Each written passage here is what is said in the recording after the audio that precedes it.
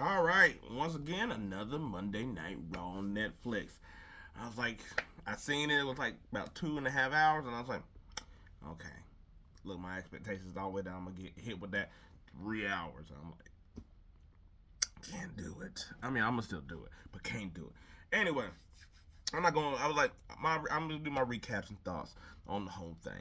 I was like, I think it's important that we start out because I was like, I think it is very interesting, and I was like with both of the Rumble winners. So I was like, Jey Uso comes out. He eating so much that he got it. That they asking for an encore. So he yeets again. All right, and then after that, and I was like, so now that I was like, I've seen him talk, doing a promo this way. I sort of just like one. I think he's like, all right, not being. I was like not being funny, but I was like he's eating so much, and I've noticed it before that it's hard for him to cut a promo because he's so damn winded, and it's weird that it's like for all the stuff that they do in the moves and stuff like that, that they could be winded off of doing something like that. But maybe also it's not just the running and stuff like that, but it's the energy, the excitement, everything going on. Maybe more so than sometimes what you do in the wrestling ring, where it's like, okay, I know my moves, I know these counters, I know spots and stuff like that.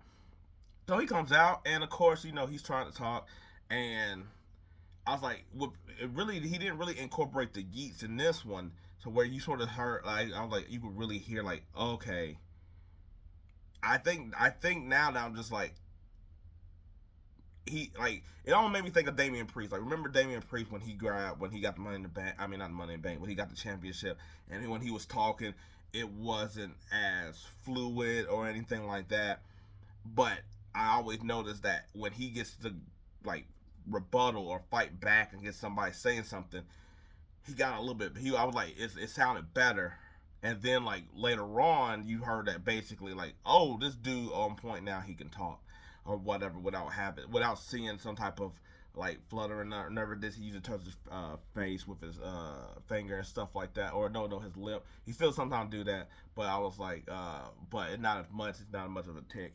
That Jey Uso, I was like, it sounded like he was nervous. It sounded like when someone gotta go up in front of the class and speak. And I was like, man, because you would think that also that would be gone, but at the same time, it's one thing doing your moves and fighting and stuff like that than having to actually come up here and speak and say some stuff that people are going to want to grasp onto and listen to you. And that, it's almost no different than like when you see like comedians, like they have to be funny because otherwise it's going to be like deadpan. It's just going to be quiet or whatever like that. That you sort of got to nail it a little bit or whatever. So I can like you can sort of tell like he had like some like he like when he speaks he does have a little bit of nervousness. And this one is probably even more. I was like he probably also he ended up crying a bit, so he'd probably holding back stuff. So I was like I ain't gonna harp down on him the way he speaks like here or whatever like that. But then Gunther comes out after he's saying like it's all of y'all got me here and all this other stuff. And then Gunther's like, I don't want to do this again. There's no reason for us to do this. He's like, you don't add nothing to me winning or whatever to my legacy that maybe the other Rumble winners would have, man, say that several times fast, would have gave me and stuff like that. And just basically just tearing them down or whatever. Because Jey Uso, I mean, he's already sort of said some of the stuff that Gunther already said and stuff that he probably has heard on the internet. That Gunther just basically saying that you aren't enough of a challenge for me to even come come to WrestleMania for or whatever. So then Jey Uso just basically like, if I choose you, it doesn't matter. I'm gonna come out champion basically. But he sounded a lot better coming with that, like that counterpunch of talking than he did like initiating it. And so I always wonder about those people of, especially like like this is really your first time like really in this main spotlight. You ain't got nobody else to shoot off of. You ain't like that's like I was like that's always interesting. I was like next couple people that's like newish. I was like I'm gonna have to really pay attention because there's some people that just got it, of course.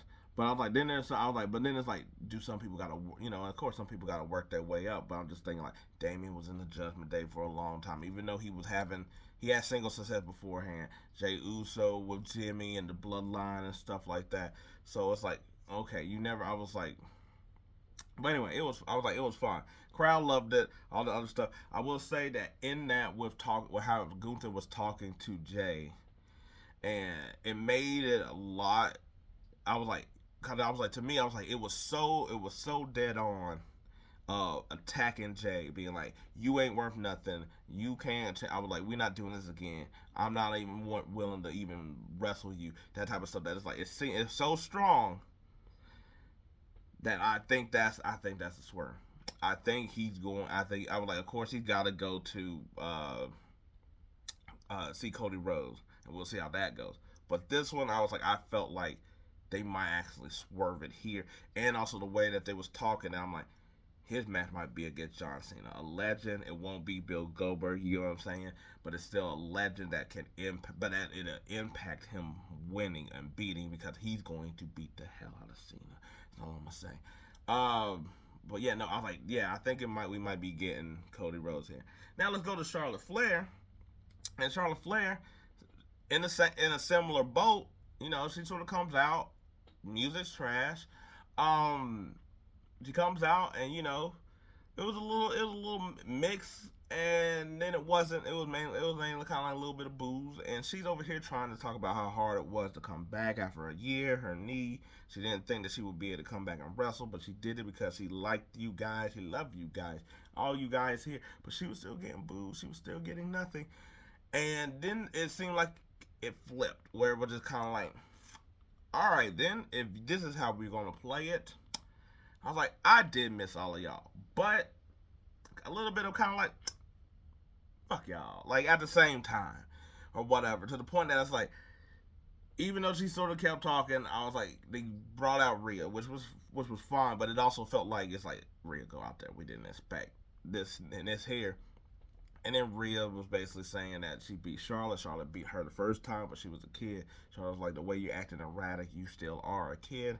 So Rhea's like, hey, why don't you choose me? But Charlotte says, I gotta go to NXT, and I also gotta go to SmackDown as well. And I was like, cool. An NXT mix. Did not see that one coming, to where it's like, maybe she might not go after Tiffany. She might go out for Julia. I don't think she would, because then Charlotte has to win that, and then Charlotte's in NXT. Not happening. But I was like, but it'll pop down there. And we'll see how that goes, because I'm like, I thought she would get the half and half. I thought she would get the cheers. I thought they would allow her to basically say the stuff about being hurt and cheer her there of like coming back, because it's like, that is a grueling injury to come back from, and giving her props on that. And then when she talks about being like the wrong winner, then being like, boo, we don't like you, nepotism, or whatever people say on the internet. But no, straight up boo that. I felt like she had that like that switch where it just kind of like, all right. And I was like almost like The Rock when he realized like he was getting booed, or well, I'm gonna say The Rock when he faced Hogan when he was getting booed. You get what I'm saying? Like that instant of like, all right, okay, gotta change my character just a bit. So I was like, that was a cool just a way of looking at it. We had Penta versus Ludwig Kaiser, which it seemed like we might get more of that feud. Also with Pete Dunne, Penta won, but Kaiser hit him from the back. And I was like, once Dunne started coming out, and to me, I was like, Penta should be in a qualifying match for the Chamber. Like this is the part that I'm talking about, where I'm just like, all right, let's try to keep Penta still going. I was like, I don't know how to me, not right. No, I have him doing something else. You can still have Kaiser like interrupt him and stuff like that, but have Penta in some matches. Like, have him qualify for the Chamber. That's what I'm trying to say.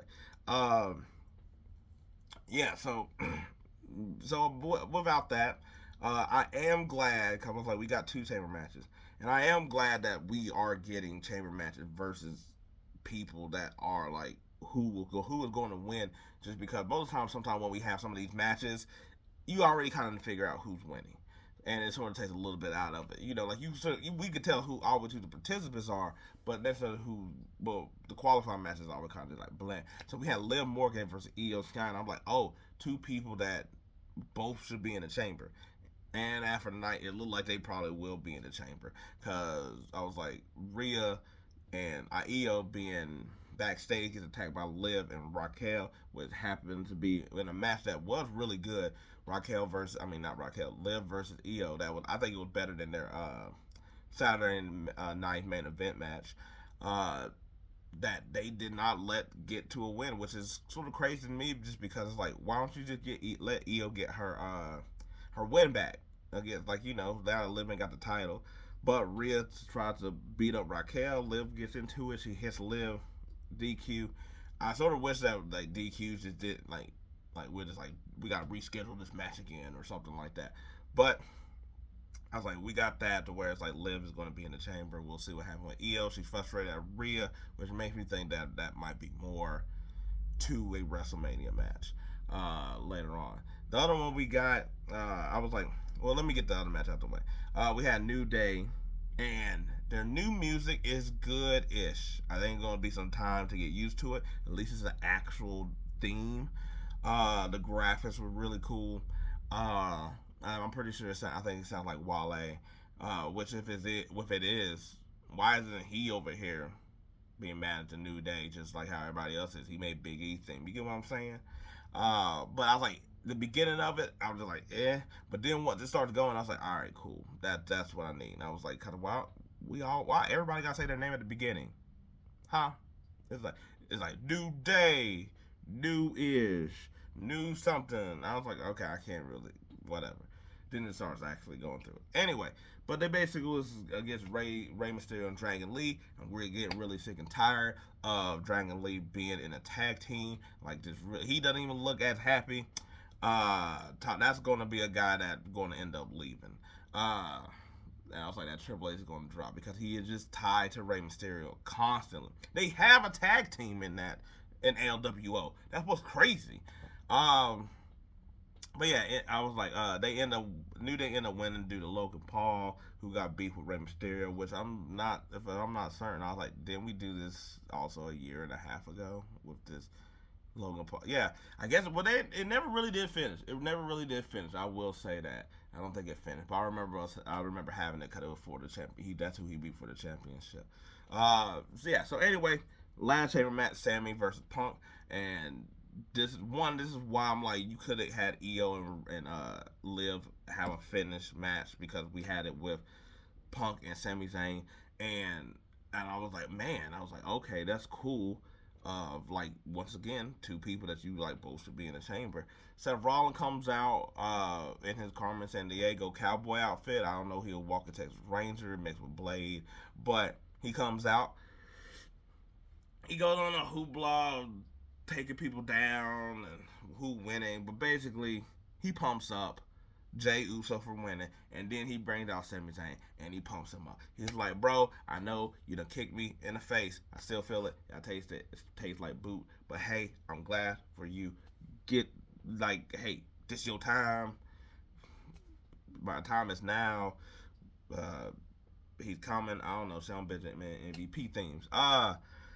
Yeah, he just pumped him up or whatever. Then CM Punk comes out, and then they got to be restrained because they over here throwing Phantom Fist. I was going to say Phantom Pist. That would have been a different type of scenario. And it was a really good match, because you really thought, as we got closer to it, that I was like, oh, are they actually going to have Sami Zayn beat Punk? They didn't. But it was very close there with two missed haluva kicks. He finally got him with the GTS. I was like, Punk was over here doing this thing where he was yelling at Sami Zayn's face, like, you ain't on my level. Look at that sign. We finally see it, right? You see the sign? I'm glad everybody else sees it. I'm not crazy. And I was like, he beats him. Sami Zayn just there. I was like, everybody defeated. Cause this is probably one of the few times that I'm like, oh, they're rooting for someone outside of CM Punk in this. So I was like, oh man, what are we going to do with this story? Then Kevin Owens come out all hurt and stuff, and pile drives his ass to the ground, and so it's how long is Sami gonna be off? Kevin Owens popped back up. I thought it was gonna be a minute until he showed up. I was like, that's. I was like, damn. I was like, he's already back. Sami Zayn, he's not gonna make it for Elimination Chamber, or he might just barely make it. Also, I was like, Kevin Owens. I don't know if it's. I was like, good thing he's loopy or whatever like that. Because I was like, to me, I was like, I didn't think he necessarily had a reason to do this to Sami. Like, Sami didn't help him win, but Sami didn't do anything to cost him or anything like that either. He was checking up on him in a way that I was like, good thing we know that Kevin Owens does this, because I was like, I think that's a little bit thin. I was like, I felt like they could have waited another week or something like that, or progressed something in order to get it there. But hey, I'm not the one calling the shots apparently. Yeah, I was like, I will say that I was like, if Sami does get into the chamber, it's gonna be interesting. I think it'll be between him and Cena. I don't know. I was like, I don't know. We'll have to see. But anyway, that's Raw. That's it. Peace. I'm out.